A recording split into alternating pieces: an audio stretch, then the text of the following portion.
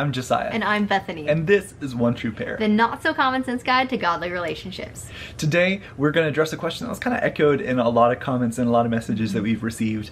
And all of them kind of go in the same direction of, will I be single forever? What do I do if somebody, if nobody likes me? Or, I don't want to be single forever. The answer is maybe. No, I'm just kidding. But more specifically, if you feel like God has called you to singleness in your life, then pursue that. Absolutely. 100% pursue what God has called you to. But if you don't feel like God has called you to singleness and God's put the desire on your heart to be married, then God has someone for you. You're going to meet that person. You're going to get married. So don't lose heart, because God is so intentional in his timing and in his he's intentional when he brings these people around and who he brings around. So don't think that just because you haven't met this person yet, or because you've been single for a really long time, that you're going to be single forever. It's a certainty.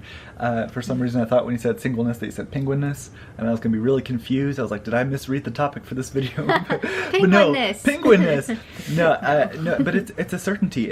Like Bethany was saying, if God hasn't put it on your heart that you, like with a call to being single, God's going to bring the right person to you. So make sure not to either date out of desperation, as in, oh, this is the only person who has ever expressed interest in me, they must be the one.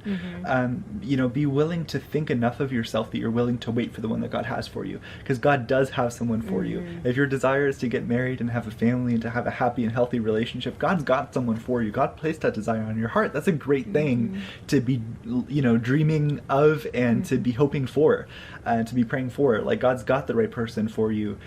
So even if it's, we've seen some of our friends who it's taken a while for the right person, for them to be connected with the right person, but God's so faithful with his timing. And I know that now I'm sure everyone that we've asked has expressed the same sentiment of that it was worth the wait. So be willing to wait it out for somebody, for the right person that God's got for you. Yeah, and I think it's also one of those things of praying while you're waiting and growing in who God has you to be.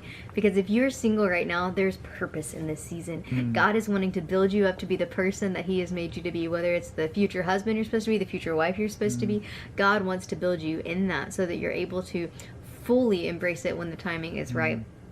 So my encouragement to you is, if God's put the desire on your heart to be married and you're single right now and you're like, I don't even see anyone around me who I'd even be interested in, or who I think, is there anyone good left? Like, yes, there are. God wouldn't put the desire on your heart that could not be filled to be married, as long as it's a good desire, which it is, because in Ecclesiastes it talks about how two are better than one, and a three-stranded cord isn't easily broken. So it isn't God's will for us to be alone. He wants us to be with someone. Who wants us to be in community. So if God has put that desire on your heart, it is a good desire. Pray into that. Be praying for your future spouse. Be praying for your future kids. Go ahead and just pray for them. If it's a desire God's put on your heart, pray for it in faith. Don't just be like, Lord, if I'm not single forever. No, like, if he's put that desire on your heart, know that he's bringing that person along, and trust him to bring the person along when the timing's right. That's great. On that note, we're going to wrap it up on our video for today. We'll be back next week answering another question. Feel free to drop your questions below. Does this make sense? Did this answer your video? For those of you in the OTP fam who right now are in your season of waiting for the one that God has for you, what other questions do you have about that process of waiting? That was a place where both of us were too, for a season as well. And so we're happy to help encourage you on your journey as well. So we'll see you next week, and we'll catch you on the flip side. Woo! Whoa. I just totally whacked you, didn't I? I'm so sorry.